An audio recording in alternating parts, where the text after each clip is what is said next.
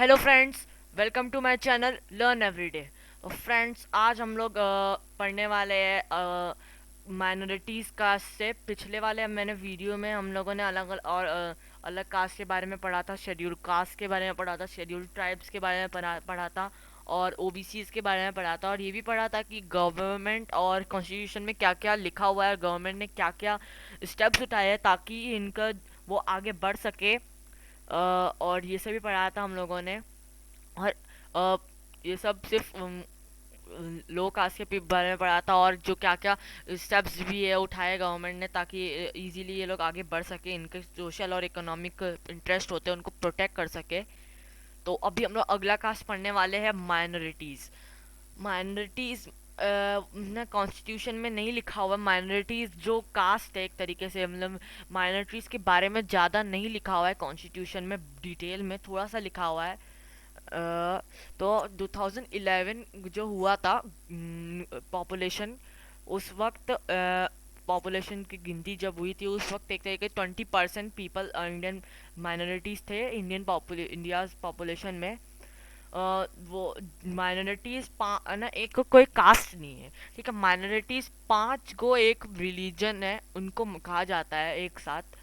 उन जो रिलीजन है मुस्लिम, सिख्स, पारसीज, क्रिश्चियंस और बुद्धिस्ट, इनको माइनॉरिटीज कहा जाता है क्योंकि ये कम पॉपुलेशन है इनका, इसलिए कॉन्स्टिट्यूशन को उनको कुछ स्पेशल प्रोविजंस देती है। तो वो सब है। आर्टिकल 29 फर्स्ट में इनको दिया हुआ है कि ये लोग अपने कोई सा भी डिस्टिंक्ट लैंग्वेज जो वो लोग कर बोलते हैं या फिर कुछ भी कल्चर करते हैं वो कर सकते हैं। वो उनका कोई भी आके ये नहीं बोल सकता कि तुम लोग नहीं ये नहीं करोगे तो हम कुछ दूसरा लैंग्वेज बोलोगे, ये नहीं हो सकता। वो अपना लैंग्वेज बोल सकते हैं। और आर्टिकल 29 सेकंड में लिखा हुआ है कि कोई भी एडमिशन नहीं मिलेगा। एडमिशन मतलब कोई भी गवर्नमेंट होता है, कोई भी गवर्नमेंट एजुकेशनल या फिर तो उसमें उनको एजुकेशन जो होते हैं उनमें उनको एडमिशन मिलेगा। क्योंकि अगर रिलीजन उनका या फिर कोई सा भी है या कास्ट उनका छोटा है तो उसके हिसाब से उनको एडमिशन मिलेगा ही, उनको कोई भी डिनाई नहीं कर सकता है, खास करके गवर्नमेंट स्कूल्स में। और आर्टिकल 30 स्टेट्स करता है कि रिलीजियस और लिंग्विस्टिक माइनॉरिटीज़ होते हैं कैन एस्टेब्लिश, वो कर सकते हैं अपने एजुकेशनल इंस्टीट्यूशंस को भी वो बना सकते हैं, खुद भी खोल सकते हैं। आर्टिकल 350 ए में लिखा है कि वो लोग जो भी स्टेट में जो गवर्नमेंट ने जो फैसिलिटीज़ जो करी है और वो कर सकते हैं फॉलो, और जो भी उनके उनके जो लैंग्वेज है वो ही फॉलो करेंगे वो लोग, कोई भी उनके राइट्स छीन नहीं सकता है। आर्टिकल 350 बी में लिखा हुआ है कि जो भी प्रोविजंस बनाए हैं स्टेट गवर्नमेंट ने, वो बहुत सारे मतलब प्रोविजंस बना रखे हैं, स्पेशल स्कीम्स दे रखी है माइनॉरिटीज़ के लिए।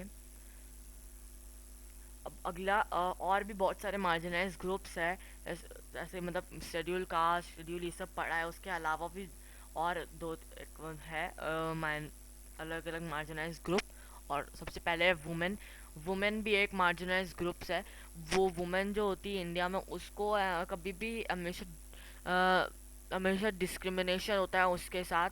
वो जो स्कॉलर्स है जो होते हैं वो विद्वान होते हैं, उनको पता था कि पहले के ज़माने में जब वैदिक टाइम्स था तब वुमेन एंजॉय कर लेते थे आराम से क्योंकि उनको मैन के साथ इक्वल स्टेटस मिलता था। लेकिन उनको अब नहीं मिलता है इक्वल स्टेटस, उनको कम समझा जाता है, मैन से आदमी से कम समझा जाता है उनको। और उनको एजुकेशन भी नहीं मिलता। और मतलब पहले के ज़माने में जब वैदिक टाइम्स में उनको एजुकेशन ही मिल जाता था, वो पब्लिक जो भी होता था वहाँ पे वो भी आराम से अटेंड कर सकते थे, वो लोग प्रॉपर्टी खुद का कर सकते थे, और जो विधवा लोग होते थे वो भी वापस से शादी कर सकते थे। लेकिन लेकिन फिर धीरे धीरे वुमेन का जो स्टेटस था वो ख़राब होने लग गया। वो उनको रिस्ट्रिक्शन देने लग गए सब लोग, उनको रिस्ट्रिक्ट करने लग गए और उनके मूवमेंट भी नहीं होने देते थे। उनके ओनरशिप ऑफ प्रॉपर्टी मतलब सिर्फ आदमी ही ओनर बन सकते अपने प्रॉपर्टी का, उनको मूवमेंट नहीं मिल सकता था, उनको घर पे हमेशा बंद करके रखा जाता था।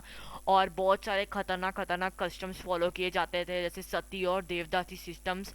और राजा राम मोहन रॉय जिसने सती को अबॉलिश किया था, वुमेन को है ना एजुकेशन भी नहीं दिया जाता था और उनको बर्डन माना जाता था, ठीक है। उनको सबको लगता था कि ये ऐसी बर्डन है, इनके लिए कुछ नहीं है, और एजुकेशन इसलिए बात पे भी दिया नहीं जाता, तो हमेशा उनको घर पे रखा जाता था। और है ना बहुत सारे एफर्ट्स मेड बनाए थे कि प्री इंडिपेंडेंस era, मतलब इंडिपेंडेंस के पहले भी बहुत सारे एफर्ट्स किए गए थे ताकि उनके जो जो उनके इम्प्रूव कर सके उनके स्टेटस को। बहुत सारे सोशल रिफॉर्मर्स जैसे राजा राम मोहन रॉय, ईश्वर चंद्र विद्यासागर, ज्योतिबा फूले एंड सिस्टर निवेदिता, इन्होंने बहुत ज़्यादा कोशिश किया, इम्प्रूव करा कंडीशन भी वुमेन का। अ, और अभी बहुत सारे गवर्नमेंट और कॉन्स्टिट्यूशन में स्टेप्स लिखे हुए हैं वुमेन के अपलिफ्ट करने के लिए, उनके स्टेटस को अपलिफ्ट करने के लिए। वो लोग मैरिज, हिंदू मैरिज एक्ट के तहत वो लोग कर सकते हैं इजीली, किसी से भी शादी जिनसे भी करना है वैसे, मतलब वो विडोज हो जाते हैं, वैसे विधवा हो जाते हैं, उनके बाद भी वो लोग शादी कर सकते हैं। और वो लोग को लॉज भी पास हो चुके हैं इस तरीके से कि वो डॉटर्स रख सकती है। ऐसा नहीं है कि भाई सन्स ही रखना है, सिर्फ बेटे ही बेटे रखना है, नहीं, सिर्फ डॉटर्स भी रख सकते हैं और उनको सन्स की तरह ही, जो सन है उनकी तरह ही सेम ट्रीटमेंट मिलेगा उनको भी। और जो भी डॉरी का प्रैक्टिस है उसको भी प्रोहिबिट किया है, मतलब दहेज जो दिया जाता है शादी के वक्त उसको भी प्रोहिबिट किया हुआ है कि वो नहीं ले सकते दहेज। दहेज फिर भी आजकल अभी भी चलता है दहेज देने का सिस्टम। ये कम से कम 1960 70s में आ गया था ये prohibition act, dowry prohibition act. इसके तहत वो कोई भी डाउरी नहीं लेगा, लेकिन फिर भी अभी तक चलता है। स्कूल्स भी रीओपन किए गए हैं गर्ल्स के लिए और बहुत सारे अटेम्प्ट्स किए गए ताकि वो लोग आगे बढ़ सके। और जैसे अब बॉयज़ को अपॉर्चुनिटीज़ मिलती है और से ही गर्ल्स को भी अपॉर्चुनिटीज़ मिले। और बहुत सारे प्रोविजंस भी है यहाँ पे चिल्ड्रंस के लिए, वुमेन के लिए। और directive principle of state policy भी है, बहुत बनाए गए ताकि वुमेन आगे बढ़ सके। आर्टिकल 39A में लिखा हुआ है कि मैन और वुमेन को दोनों को इक्वल मिलेगा राइट, राइट्स इक्वल होंगे। और आर्टिकल 39D में लिखा हुआ है कि वुमेन और मैन को दोनों को इक्वल मिलेगा, जो भी मनी मिलेगा अगर वो वर्क करेंगे इक्वल, मतलब एक सेम काम करेंगे तो सेम ही मनी मिलेगा। ऐसा नहीं है कि ज़्यादा आदमी को मिल रहा है और जो वुमेन है उसको कम मिल रहा है, ऐसा नहीं है, दोनों को सेम मिलेगा। अगर वो एक ही जैसा वर्क कर रहे हैं तो सेम मिलेगा। आर्टिकल 42 में लिखा हुआ है कि वो लोग मैटरनिटी रिलीफ ले सकते हैं, अगर वो काम कर रहे हैं तो उनको कुछ परेशानी है घर में तो वो लोग लीव ले सकते हैं अपने वर्क से। आर्टिकल 243D3 उसमें लिखा है कि कोई भी पंचायत में है ना 1/3 सीट, मतलब एक में से 3 सीट में पहले भाग में कम से कम वुमेन्स होगी ही होगी, मतलब शेड्यूल कास्ट और शेड्यूल ट्राइब की वुमेन्स है। एक तो पहले से ये कास्ट बहुत ज़्यादा लो है, उनकी वुमेन्स जो और को बहुत लो माना जाता है, मतलब इतनी लो कास्ट के लिए कोशिश किया गया है कि पंचायत जो होता है, विलेज पंचायत में जो सिस्टम होता है उसमें 1/3 सीट में वो होंगे, मतलब 1/3 मतलब 3 भाग, जैसे 3 भाग है पंचायत सिस्टम का, उसमें से एक भाग में तो होंगे ही होंगे वुमेन्स। और वो डायरेक्ट इलेक्शन से करेंगे, ऐसा नहीं कि कोई भी आके आ जाएगा, कोई भी आ जाएगा, डायरेक्ट इलेक्शन, खुद लोग वोट करेंगे उसके बाद ही वो लोग आ सकते हैं। आर्टिकल 243D में लिखा हुआ है कि यही लिखा हुआ है कि पंचायत सिस्टम और जो चेयर ऑफिस होते हैं उनमें वुमेन भी होंगे, मतलब पंचायत, विलेज पंचायत के जो ऑफिस होते हैं उनमें चेयरपर्सन जो होते हैं उनमें भी वुमेन होगी, उनके लिए सीट रिजर्व करके रखा होगा। अगला मार्जिनाइज ग्रुप है चिल्ड्रन। चिल्ड्रन भी एक मार्जिनाइज ग्रुप में आता है। चिल्ड्रन जो है बहुत ज़्यादा इम्पोर्टेंट सेक्शन है पॉपुलेशन का, क्योंकि वो फ्यूचर है कंट्री का, इसलिए इसलिए ज़रूरी है कि उनको प्रॉपर जो केयर मिले। इसलिए लेकिन फिर भी कुछ ही बहुत ही कम स्मॉल परसेंटेज ऑफ चिल्ड्रन को ही प्रॉपर केयर मिल पाता है। बहुत सारे लार्ज नंबर में जो होते हैं चिल्ड्रन, उनको या तो भूख से मर जाते हैं, कुछ स्टार्व करना पड़ता है, या डिजीज़ हो जाता है, या फिर वो बहुत ज़्यादा अनहाइजीनिक कंडीशन में रहते हैं और वो स्कूल भी नहीं जाते। अ, या फिर अगर उनके फैमिली में वो सिर्फ वही है छोटे, या मतलब और बाकी सब उनके बहन छोटे छोटे, तो उनको लॉन्ग बड़े बड़े मतलब बहुत देर देर तक वर्क भी करना पड़ता है ताकि वो लोग अपने फैमिली इनकम को ले सके, वो लोग अपने फैमिली को चला सके। तो इसके लिए भी उन लोग को बहुत ज़्यादा करना पड़ता है।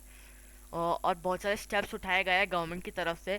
ये कॉन्स्टिट्यूशन में लिखा हुआ है कि चिल्ड्रन जो 14 साल के नीचे का होगा उनको एम्प्लॉयमेंट नहीं मिलेगी। या तो 14 या 14 के नीचे वाले स्टूडेंट्स जो स्टूडेंट्स आई मीन चिल्ड्रन होंगे उनको एम्प्लॉयमेंट नहीं मिलेगा। 14 साल के ऊपर के बच्चे ही सिर्फ एम्प्लॉयमेंट कर सकते हैं, वो भी सिर्फ ज़रूरत पड़ा तो ही। और गवर्नमेंट स्कूल भी सेट किए गए हैं, और जहाँ पे उनको फ्री एजुकेशन मिल जाता है। और इन सब स्कूल्स जो होते हैं गवर्नमेंट स्कूल होते हैं उनमें मिड डे मील भी मिल जाता है, उनको स्कूल्स में खाना भी मिल जाता है। और बहुत सारे जो रूरल एरियाज होते हैं, विलेज एरियाज होते हैं, वहाँ पे फ्री इम्यूनाइजेशन भी मिलते हैं हेल्थ सेंटर्स में, फ्री बिल्कुल। और जो ना यूनाइटेड नेशंस है, यूनाइटेड नेशंस में भी ये सब लिखा हुआ है, राइट्स मिलेगा। और उनके जो यूनिसेफ है और यूनेस्को है वो लोग भी चिल्ड्रन के लिए काम करते हैं ताकि वो ठीक होए, बेटर लाइफ जी सके अपने चाइल्डहुड में। और बहुत सारे गवर्नमेंट है, मतलब गवर्नमेंट ने भी बहुत सारे स्कीम्स लॉन्च किए हैं ताकि वो लोग जो चिल्ड्रन है उनकी कंडीशंस को इम्प्रूव कर सके। इंडिया में बहुत सारे स्कीम्स लॉन्च किए हैं।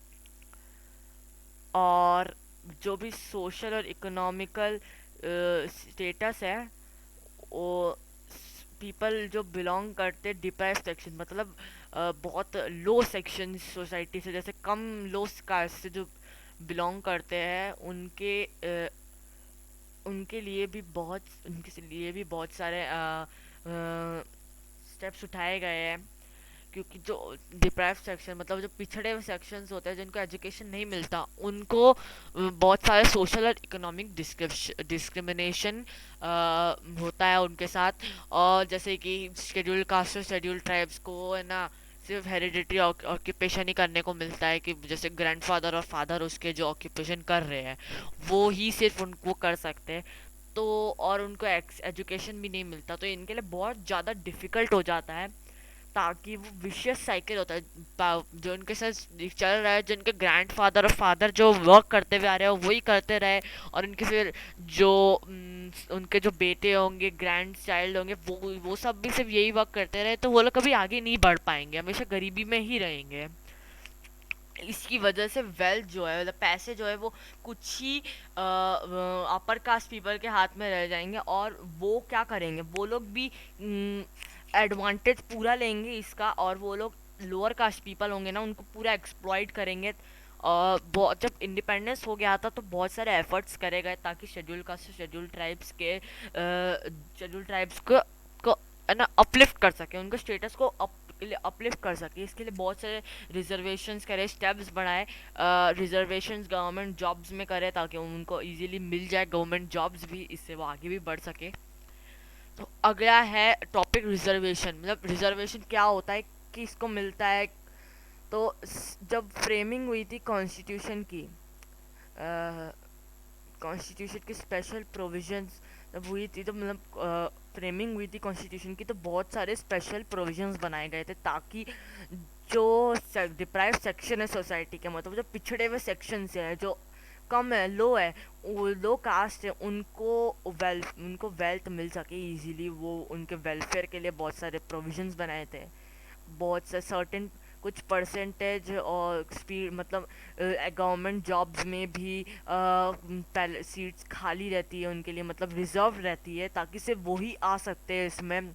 और इस जो रिजर्व जो सीट जो खाली रहती है पर कुछ अमाउंट में, इसको रिजर्वेशन कहते हैं। गवर्नमेंट जॉब्स, एजुकेशनल इंस्टीट्यूशन, इन सब में रहते हैं ये सीट्स खाली। और 1953 में काका कालेकर एक कमीशन है, उसने बताया था कि 2399 कास्ट है इंडिया में जो बैकवर्ड है, वो जो पीछे है। और एक मंडल कमीशन है 1979 में सेटअप किया गया था, बीपी मंडल ने इसको सेट किया था। इसमें इसमें बीपी मंडल इसका चेयरमैन था।